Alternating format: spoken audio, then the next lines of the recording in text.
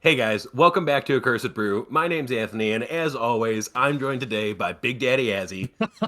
Yes, bro. Let's go. Hey guys, yeah, my name is Azzy. And today we are checking out the new patch from Stalker 2, patch 1.3. It's kind of a lighter patch, but we're gonna run through some of the highlights that we pulled away from it. Kind of just getting in a little bit into the details of it. And then we have a couple other things too towards the end of this video that we wanted to speak on, as well as a look forward. So without further ado, we're gonna jump Oh, we're gonna into make the those Russian bots so mad. we're gonna piss them off, dude, and we're pissing off anyone who's pro Russia as well. Screw y'all. But anyways, we're gonna jump into the first of the handful of sections. And by the way, all of this is going to be linked in the description. Everything we're going to talk about today. But yeah, starting off, we're going to hit with the AI and combat changes for patch 1.3. So some of the enemies in the, or I say some, the enemies in the zone rather in general have had their animations smoothed out, which honestly is something that I have kind of noticed a little bit, and it can be a little jarring when you have a dog running at you and then he just like 90-degree turns and beelines a different direction. Yeah, it's Um, definitely a lot with the turning I've noticed, especially with the mutants, which half the patch notes were on mutant animations. yeah, So absolutely. Yeah, that's definitely a very welcome change to see, and it'll be really interesting to see kind of how that works throughout all the different little things that happen, like when they're going through a door, they're going over a hill, whatever the case is. Sometimes elevation can mess with that a little bit, so it'll be interesting to check out nonetheless. yeah, so there's a few extra things too. They changed a little they changed a little bit about how certain NPCs react to the world around them. I don't necessarily know if this is technically a life or just how they react to stealth and how they pick up certain things around them. But they're more easily alerted, and there's a lot of various little fixes to NPC AI. Yeah, and it's just like little things here, and they're nothing super crazy. Honestly, I would kind of, if you're interested in it, I would dig through the patch notes, but it's like a lot of under the hood things that you don't necessarily see as it is so seamless throughout like the greater experience that you have with the game. But if you're interested, I check it out. Yeah, I think overall, if you're just like in general, you're going to notice the game running smoother animation wise. I don't know necessarily about performance wise because I haven't had my hands on it yet. But I do think that it's going to look more clean in general. There's also been some like balance updates, specifically with a lot of the strange artifacts they do, like the pot that we had found and the more like unique things. Some of those were completely broken. I believe the pot, like Glitchstar, gave out completely when we Yeah, equipped it. dude. So they've gone in, they've fixed some of those things, which is great to see.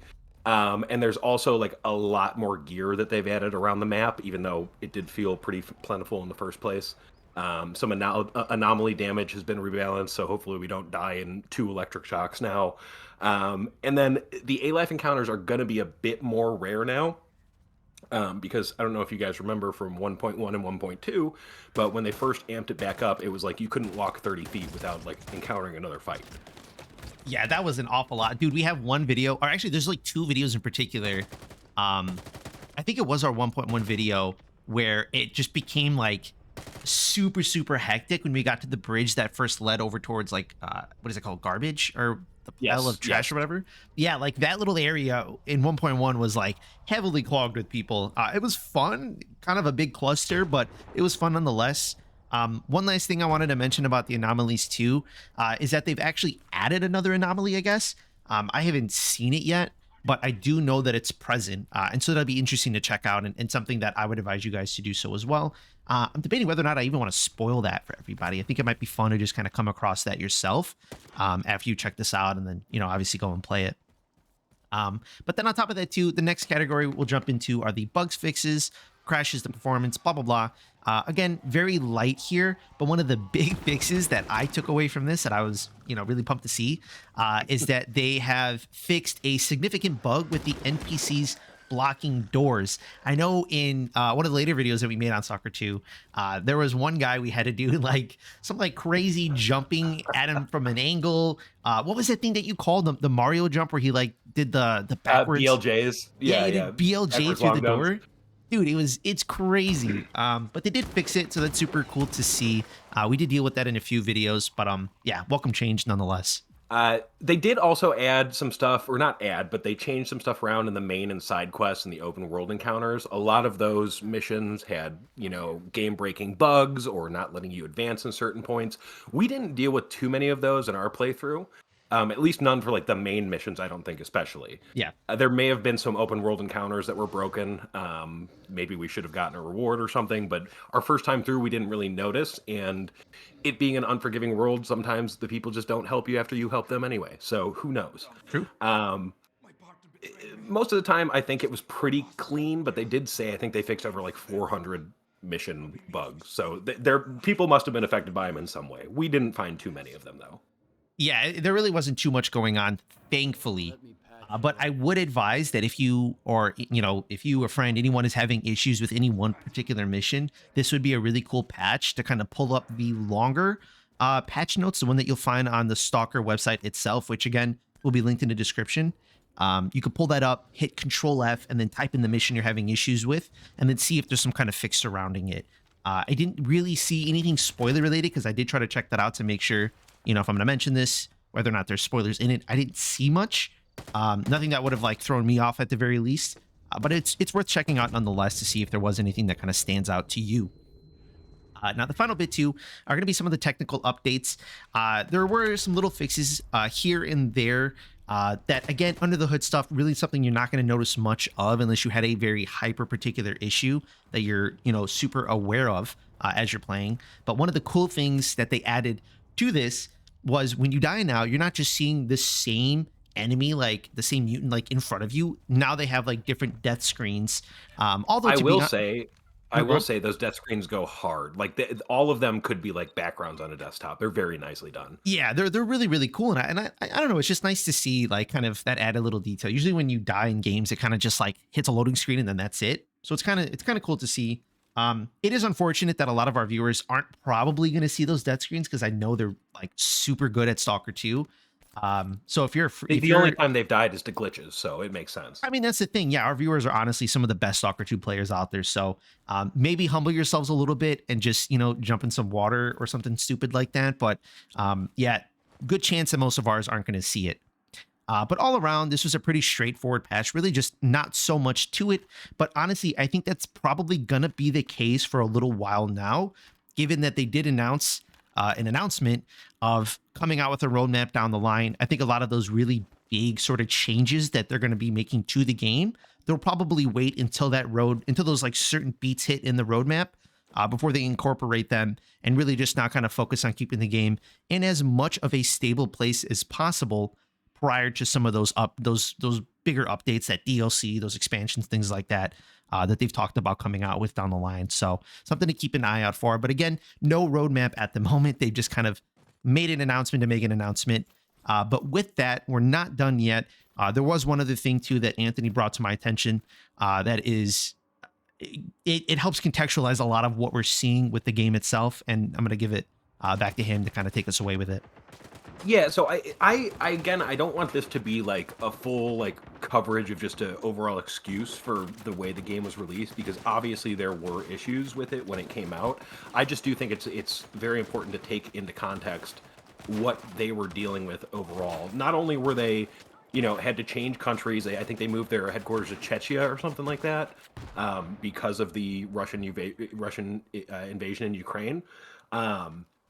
But also, last year, I think 2023, it said, sorry, I have the article. Yeah, 2023, there was a fire in GSC Game World Studios that wiped out an entire floor. And granted, they did have backups in certain things, but they lost like a whole floor worth of like workstations. People were really, hurt by it, and not physically, but just like they were unmotivated and they lost a bunch of work that they had put effort into. And after having to move countries and having your family back at home getting bombed, and there's just so much that went on with the development of this game that one more thing that just like kicked your morale down the stairs like hurts. And I understand like it's not an excuse for things that were broken in the game, but they did have to rebuild entire sections of the game that they lost in this fire a year away from release. Like there are things that you are out of your control and you need to work around it, but they had every single thing that could go wrong against them during the development of this game. And I think that is important to mention and kind of give a little slack on them, because they're still, it's not like, listen, I just sent Azrael the article for Bannerlord, the DLC for it, and it's not like they're doing that and just going radio silent for a year and then doing like an update that like changes the price of bread in one city and breaking all your mods. Like at least they're like communicating with us what they're doing and putting in work, as opposed to some other developers. So I think at least we can give them their flowers for that, even if it wasn't perfect when it came out. Yeah, I definitely think that there is, and we've said this throughout every single one of our videos that we've talked about any sort of issues. They deserve every little bit of patience that you could possibly afford a game dev, and somebody that you're giving your money to, right? Like that kind of puts it into like a weird dynamic where you're going to give money to somebody who you then sort of expect that will sort of over time become more than what it is, right? It's kind of like the concept behind like a early access almost, but like for a full release game. But I think they deserve every little bit of patience that you can give them. And as Anthony said too, a full year before the game eventually released. I understand some people might think they might think when they hear that, oh, well, why didn't they just delay it again and do this and that? At some point, you have to put it out and you have to make a buck off of it. You just do. That's just the reality of it. And I think GSC is not EA. This is their only game. That's their only source of income. If they delayed it anymore, they may have had to completely shut down. Yeah, so at least we got something. Yeah, it's something that needs to happen, and I think that in spite of that happening, I think that they probably could have done a better job surrounding the marketing, talking about a life, not being present everywhere that they put out, media, because in some places they did talk about it, in some places they didn't, and that's kind of like a little dishonest. Again, I can understand why. I'm not giving them their excuse, just that I get it. And I can afford them a bit of patience despite all of that, because to me, the issues outweigh some of the maybe kind of like shadier things that they might have done. But regardless, again, this is one of the smaller patches that have come out. I hope the information we've given you has been valuable. We're going to have all this information in the description, so please check it out if you're interested. But with that, if you guys enjoyed the video, you guys enjoyed the information we gave, give us a like. It really helps us out. Leave us a comment on your experience with 1.3, maybe some of the things that you're really looking forward to from the patch notes. And then with that too, subscribe. We will be doing more of these patch videos as they come out, probably tackle that roadmap too. And then going into next month, we're going to be doing some mod videos as well, checking out what some of the people have been putting out, and just seeing what really gels for us, some of the things that are super fun, whatever the case is, we'll be checking them out. Thanks so much for watching. We love you very much, and we will see you next time.